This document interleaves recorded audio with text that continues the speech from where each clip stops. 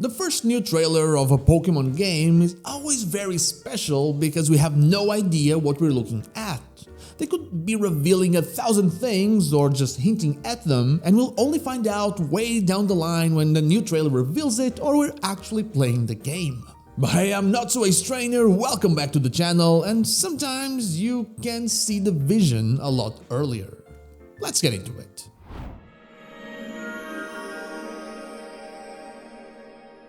A great example of early Pokemon trailers showing you something that you have no idea about until you actually played the game is the reveal trailer for Pokemon Scarlet and Pokemon Violet. The first part, the live action one, was something I spent so long looking at 4 years ago, not knowing what was going on, but that now I can see the vision.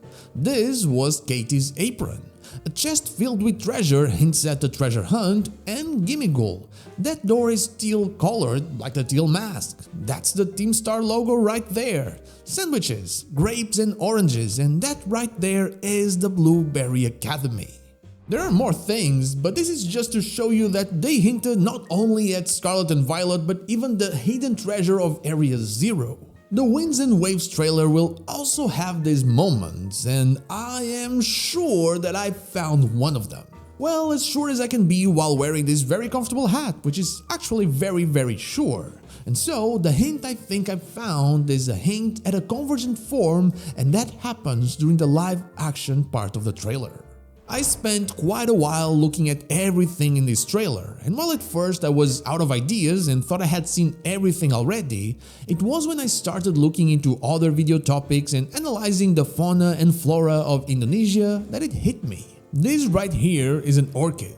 Beautiful, sure, but nothing special. I have orchids at home myself, they are quite common. But this orchid, well, it isn't just any orchid. No, this one is a Phalaenopsis amabilis, or an anggrek bulan, one of the 3 national flowers of Indonesia. This flower has its more common names, of course, and those are the moon orchid or the moth orchid.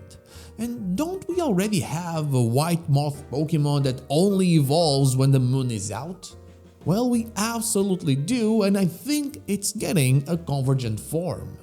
Snom and Frosmoth are, in my very professional theorist opinion, about to get a convergent form in Pokemon Winds and Pokemon Waves based on the moon/moth orchid and its life cycle.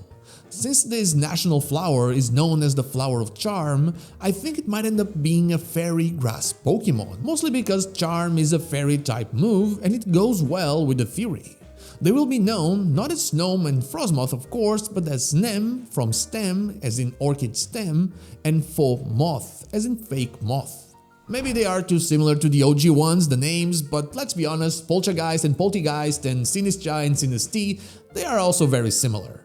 I know that for my original form video I actually did some Frankenstein versions of the things I was imagining, but here I couldn't do anything even remotely passable, so just imagine some Frosmoth looking orchids hanging from trees and some Snom looking like bulbs or stems just crawling on the floor. To be honest, I'm just happy about the possibility of convergent Pokemon returning in Pokemon Winds and Pokemon Waves, and likely not just as one line and nothing else, because they open up so many fun possibilities for Pokemon that had never even crossed our minds up until Pokemon Scarlet and Pokemon Violet.